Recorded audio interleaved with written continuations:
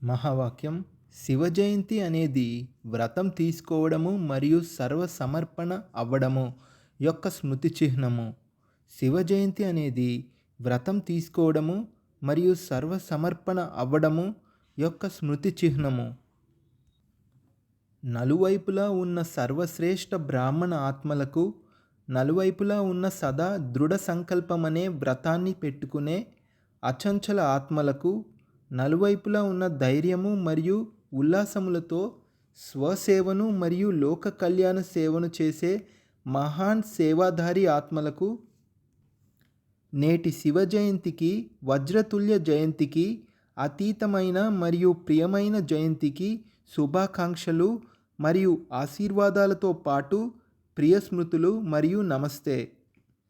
వరదానము. తండ్రి స్నేహాన్ని హృదయంలో ధారణ చేసి సర్వ ఆకర్షణల నుండి ముక్తులుగా ఉండే సత్యమైన స్నేహి భవ.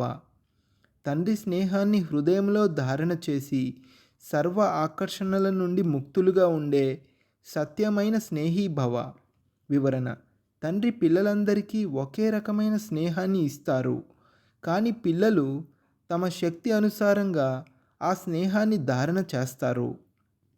అమృత వేళలోని ఆది సమయంలో తండ్రి స్నేహాన్ని ధారణ చేసినట్లయితే హృదయంలో పరమాత్మ స్నేహము ఇమిడి ఉన్న కారణంగా ఇతర ఏ స్నేహము వారిని ఆకర్షితం చేయదు.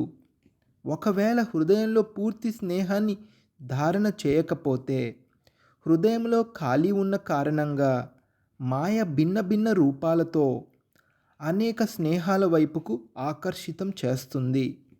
అందుకే సత్యమైన స్నేహిగా అయి పరమాత్మ ప్రేమతో నిండుగా ఉండండి. స్లోగన్. దేహము, దేహపు పాత ప్రపంచము మరియు సంబంధాల నుండి పైకి ఎగిరేవారే ఇంద్రప్రస్థ నివాసులు. దేహము, దేహపు పాత ప్రపంచం యొక్క సంబంధాల నుండి పైకి ఎగిరేవారే ఇంద్రప్రస్థ నివాసులు. ఓం శాంతి.